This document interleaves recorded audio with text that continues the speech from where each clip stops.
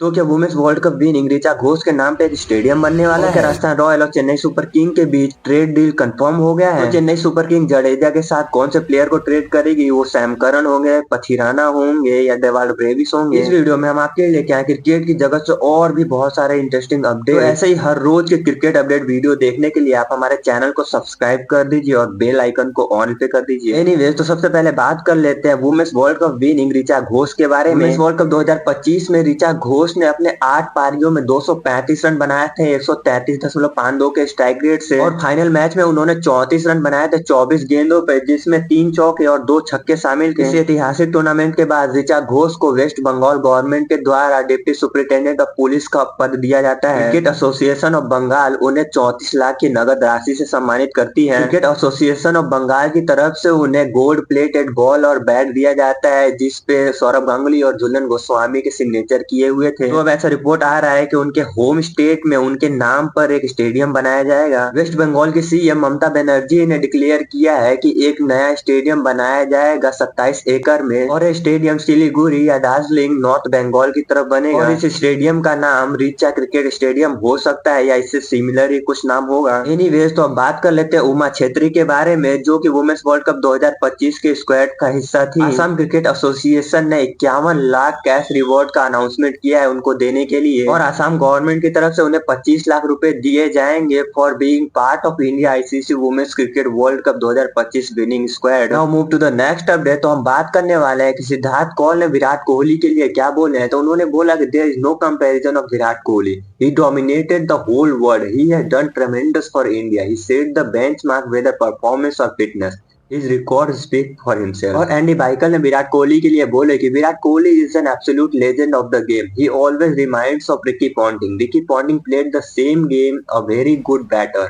Virat Kohli is one of those players who really took the game on, really energetic and great to watch, same as Ricky Ponting। Anyways, तो अब बात कर लेते हैं hitman Rohit Sharma के बारे में। तो उन्होंने अपना ट्रेनिंग स्टार्ट कर दिया है साउथ अफ्रीका ओडीआई सीरीज के लिए। और अब देख लेते हैं कि सूर्य कुमार यादव ने रोहित शर्मा के लिए क्या बोला। उन्होंने बोला कि Rohit Sharma is best Indian captain ever. और वही ट्रेंट बोल्ट बोले कि Rohit Sharma is one of my favourite batter ever. Move to the next update. हम लोग बात करने वाले हैं श्रेयस अय्यर के बारे में। तो श्रेयस अय्यर ने कल इंस्टाग्राम पर स्टोरी लगाया था जिसपे उन्होंने बोला the sun been great therapy, grateful for all the love and care, now he is recovering very well from the injury। Anyways, तो चलिए आगे बढ़ते हैं। हम लोग बात करने वाले हैं आईपीएल 2026 को लेकर लेटेस्ट अपडेट की। First update, times of India के रिपोर्ट्स के मुताबिक यशस्वी जायसवाल और ध्रुव जुरेल स्ट्रॉन्ग कंटेंडर है राजस्थान रॉयल्स की कप्तानी के लिए। वैसे तो आईपीएल 2025 में संजू सैमसन कप्तानी कर रहे थे, लेकिन जब वो इंजर्ड थे तब उनकी जगह पर रियान पराग कप्तानी कर रहे थे। टाइम्स ऑफ इंडिया की तरफ से ये रिपोर्ट आया है कि यदि संजू सैमसन टीम को छोड़ते हैं तो ये दोनों प्लेयर यानी यशस्वी जायसवाल और ध्रुव जुरेल में से कोई भी एक प्लेयर कप्तानी कर सकता है राजस्थान रॉयल्स की। एनीवेज, दूसरी अपडेट के बारे में बात कर लेते हैं। ये अपडेट आ रही है आईपीएल ऑक्शंस को लेकर। तो ऐसा रिपोर्ट आ रहा है कि आईपीएल 2026 का जो मिनी ऑक्शन होने वाला है उसका वेन्यू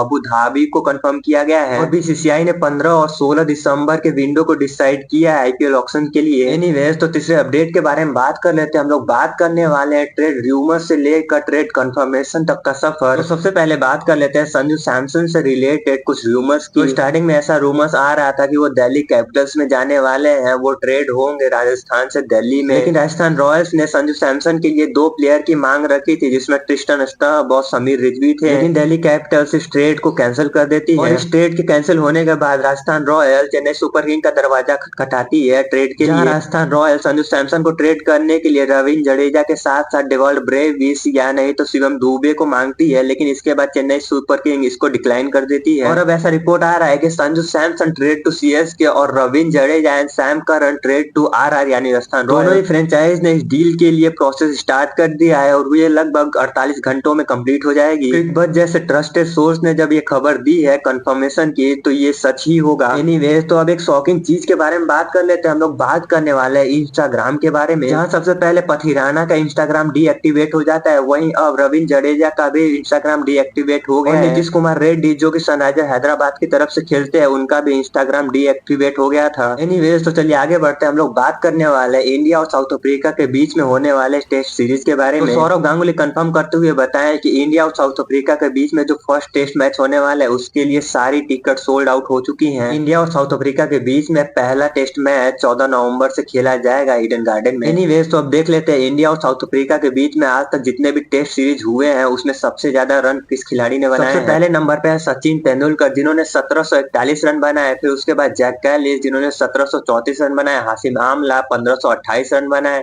फिर विराट कोहली 1408 रन बनाए और फिर एबी डिविलियर्स 1334 रन बनाए। और अब देख लेते हैं इंडिया और साउथ अफ्रीका के बीच में हुए टेस्ट मैचेस में सबसे ज्यादा छक्के कौन से खिलाड़ी ने लगाए। तो इस लिस्ट में सबसे पहले नंबर पे आते हैं रोहित शर्मा जिन्होंने 20 इनिंग में 22 छक्के लगाए हैं। दूसरे नंबर पे आता है वीरेंद्र सहवाग जिन्होंने 26 इनिंग में 17 छक्के लगाए हैं।